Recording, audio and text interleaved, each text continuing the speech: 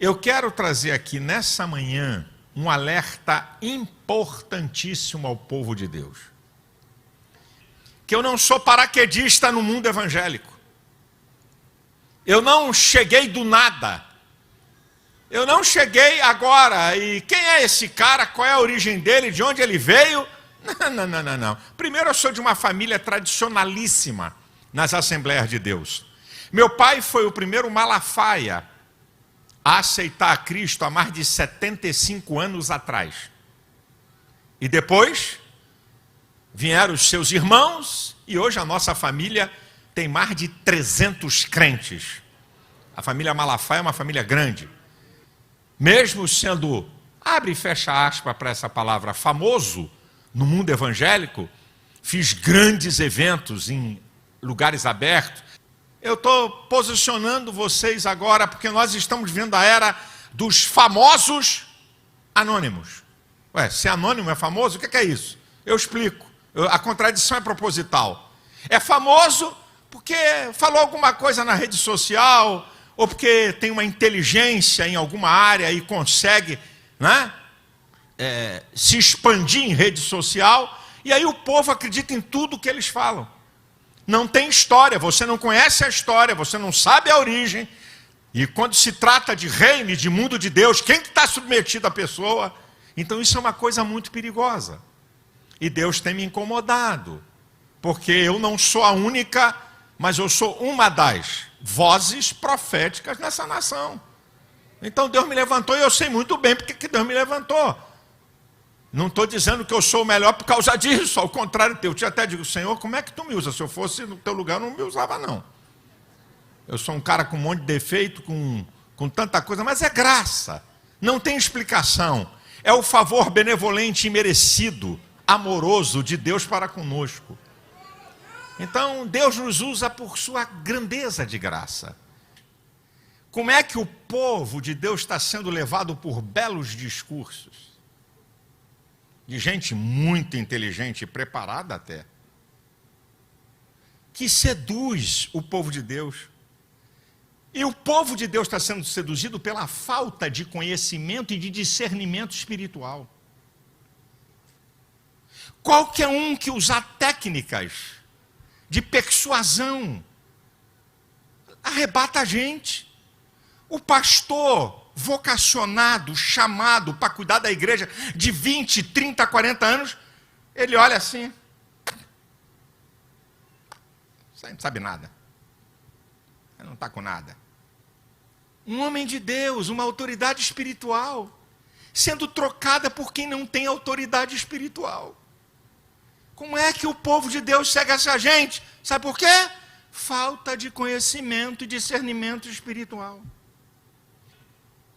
O problema é a falsificação do evangelho. Então aqui eu vou dizer para você, como você pode identificar os falsificadores da palavra de Deus nesse tempo? Tem várias maneiras, mas eu vou te dar 4 dicas. 4 dicas. Número 1, soberba. Todo falsificador da palavra é soberba. Ele sabe mais do que todo mundo. Ele conhece mais a Bíblia que todo mundo. Não tem ninguém aí no páreo para discutir comigo a Bíblia, que eu engulo todo mundo. Soberba. Mesmo usando técnicas de engajamento, que eu sei o que eu estou falando, para redes sociais, mas no fundo está a soberba. Mesmo produzindo factoides de videozinho para atrair gente para a rede social, a soberba.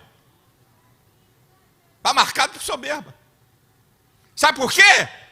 Porque falsificador da palavra recebe marca do caráter de Satanás. E uma das marcas proeminentes do caráter do diabo é a soberba. A segunda, está linkado com a soberba. Só eles julgam possuir a verdade do evangelho. Só eles julgam. O que aconteceu aí em 2000 anos de história, não é nada. Agora chegou para consertar as coisas erradas da igreja. São os donos da verdade. Meu irmão, o negócio é incrível.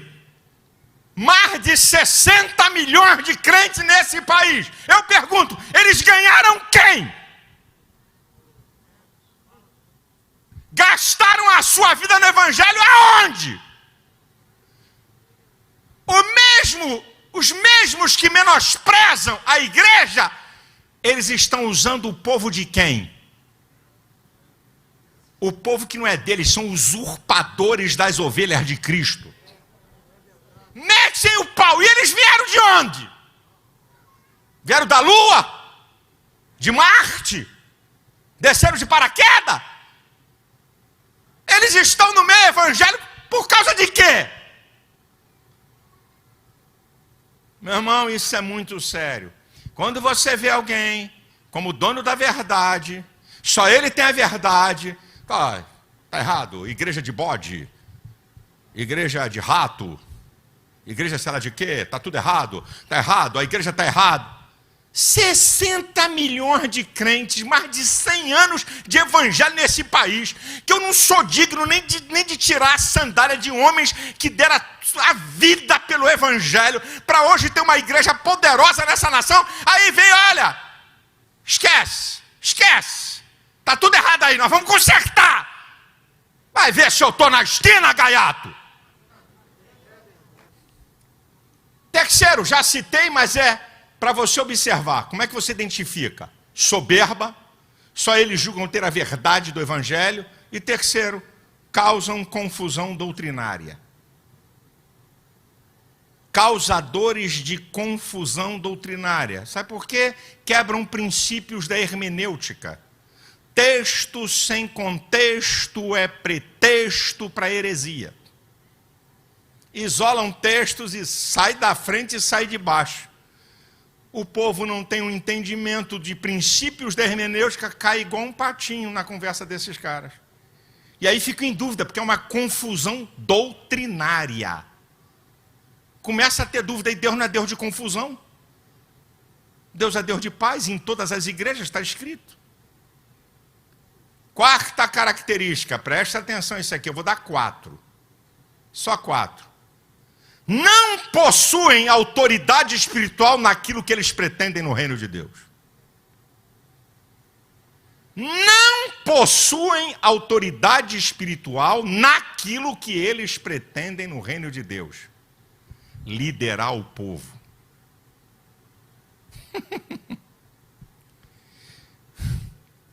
Ovelha não guia ovelha. Você foi chamado para ser um pastor local? Grande honra. Grande honra. Tu não vai ter galardão menor do que alguém que é pastor internacional ou nacional. Não. Você não vai ter galardão menor, não.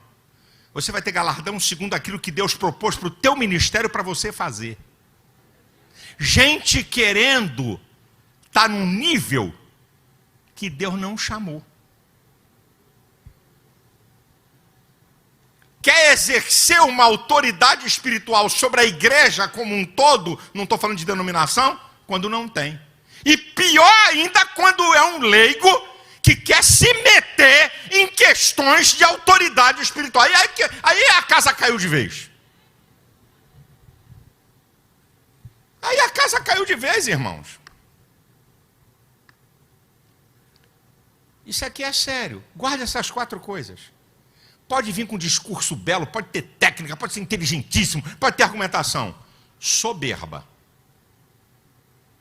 Só eles têm a verdade. Causam confusão doutrinária e querem possuir autoridade espiritual naquilo que eles pretendem. Não tem, mas querem liderar o povo. Ovelha não lidera ovelha. E se você, pastor, não foi chamado para ter uma liderança na igreja, como uma voz, fique naquilo que Deus te chamou. Porque Deus não está olhando a grandeza do ministério de ninguém. Deus está olhando a obediência e a fidelidade àquilo que Ele propôs para cada um de nós. Gente, o problema é ovelha querendo guiar a ovelha. Agora segura! Coach não tem autoridade espiritual.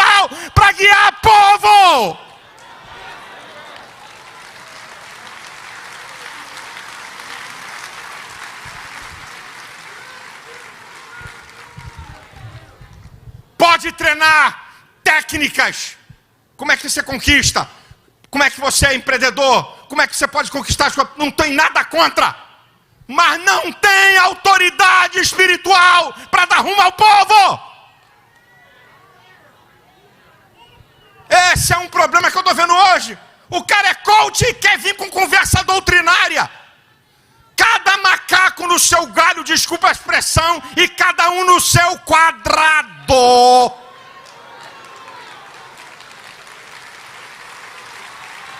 Não se meta naquilo que Deus não delegou a você. Que conversa é essa? Vamos fazer um batismo. Todo mundo vai batizar. Quem delegou essa autoridade? Qual é o pastor? Não, todo mundo batiza todo mundo. Então, você não precisa do templo, você também não precisa da igreja, você também não precisa de pastor. Então você vai ser senhor de si mesmo. Você está perdido e destruído.